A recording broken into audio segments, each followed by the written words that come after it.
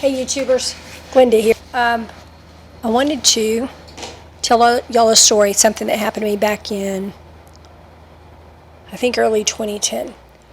I'm going to be reading you an excerpt from one of my books, because all the things in this book I noticed the other day are relevant to what we're about all to go through here and now.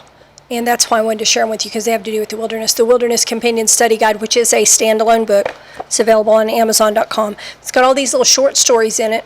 And then it has, if I've never showed y'all this before, it has pages where questions are asked and there are no right or wrong answers.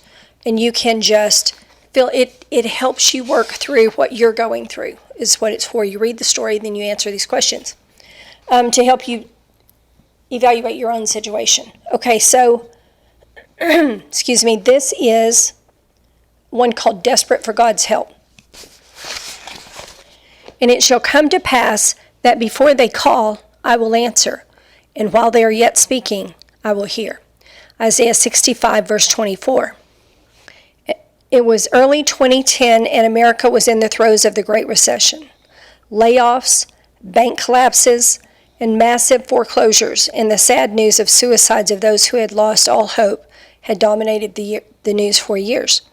Unemployment had been extended, and then the extensions were extended again and again. I was one of the people on unemployment then, barely hanging on, when in February, without warning, they stopped extending it. Overnight, I went from having half enough to pay my bills to having no income at all. You better know God when that happens, huh? There I was, middle-aged, overweight, out of work, and without even a decent outfit to go on interviews with.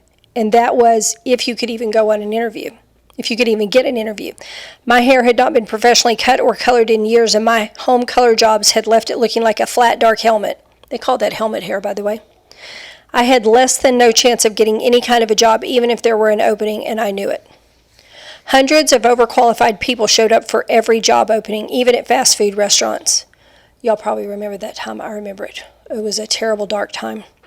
I did not have a single job prospect, and it was not for lack of looking. Desperate did not begin to describe how I felt. I fought panic as I prayed harder than ever before and did everything I knew to get God's attention. I deluged every opening I found online with my resume and made phone calls begging for an interview. I posted my resume on every job site I could find. I would gladly have done janitorial work to pay the bills. That is the truth, y'all. I remember many days getting dressed, thinking I would go cold call on companies and hope to find an opening. Then I would sit frozen with fear on the couch, never leaving the house. An extremely conscientious and hard worker, I had never not been able to find work, and I had never lived in such an economically terrifying time as 2010. Nothing had prepared me for that level of lack and fear. Y'all, that is the truth. Those of us who did not live in the Great Depression, when the Great Recession hit, that was some scary stuff for us.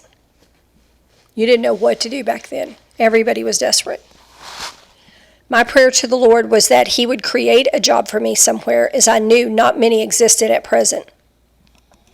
I had tithed for years, and I had stood on that promise, so I believed He would answer at some point. Less than a month after my unemployment ran out, a miracle happened. I got a call to interview for a job I was qualified for. And before I go further, I want to intersperse something there. I prayed for God to create a job for me. God is a creator. Whatever you need, He can create it if it's not there. And whatever you praise the most in His personality, that's what you're most likely to see manifest at that particular time. And I had picked that up somewhere along the way studying. The interviewer was an oil and gas broker looking for leasing agents. I searched my closet for something appropriate to wear for an interview. Normally, I interviewed in suits and heels, but weight gain from stress and eating the least expensive food I could buy to make the money stretch for the past year left me unable to wear anything nice I had from years before. I found a second-hand shop in Princeton that had not been open long and picked up a knit suit for $2.99, praying it would fit me. On the day of the interview, I made myself look as presentable as I could. The interviewer, Lisa, was a warm, lovely blonde woman I liked instantly. She put me at ease as she asked me questions about my 10 years of experience. I looked alternately at her and at the carpet, where I picked out the exact spot I was going to get on my knees to beg for that job if she even started to say no. I had to get that job. If I didn't, my son and I would be on the streets.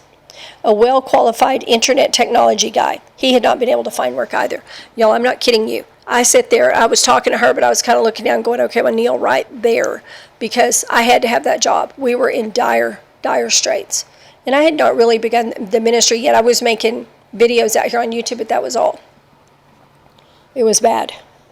Then I heard her say, we start new people on Mondays and Wednesdays. Which would you prefer? And I was like, did I just hallucinate? I really thought I had just hallucinated that. I found out much later that Lisa was a Christian, and the Lord had spoken to her while she was interviewing me, and he said only 2 words, hire her. Now, y'all, there were no jobs then. This was a job in my chosen field. This was a job in my career of oil and gas, doing what I normally did. I didn't lease so much as I ran records, but I would gladly go by leases. She later confided to me that had only ever happened one other time. I was so grateful to God. I walked out of that office with the job, but not knowing how I would get gas money to go to it every day for even a week, or eat and pay bills in the meantime, or what I would wear to work each day. I knew I needed over $3,000 to pay all my bills and go to work until my first paycheck 6 weeks later. When you go to work in a contract job, it's weeks and weeks before you get paid. You eat a lot of ramen noodles. So I drove home from the interview, having accepted a job 55 miles away from Princeton between Dallas and Fort Worth. Talk about an extreme commute. Knowing I would be driving for hours every day to get to and from work through rush hour traffic, I told the Lord I knew if he had made a job for me, an overweight, middle-aged woman who wasn't even attractive and didn't have any nice clothes to wear, he surely could bring me gas and bill money so I could go to it every day and keep the bills paid in the meantime. And I praised him all the way home because he had done a big miracle for me. I stood on Malachi 3:10 as I praised and told him I knew that he would take care of me. He had already created a job for me in a time of no jobs. Now, y'all remember this. I was standing on scriptures even after he answered the prayer for a job. And I knew these scriptures because I was a tither. From the time I got saved, I became a tither. And I know a lot of you don't believe in tithing. So if you don't believe in tithing, you need to find another scripture you do believe in and be able to stand on that in times of lack, because you're going to need that, okay? And my faith in his ability and willingness to provide did not waver one whit. When I became a tither, I believed because I had seen my mother tithe for years when she had just nothing. And I watched it as he took care of her. I watched as he gave her a raise in her Social Security, and I saw that she never, ever did without. And I knew then that there was something to that. And my faith in his ability and willingness to provide did not waver one whit.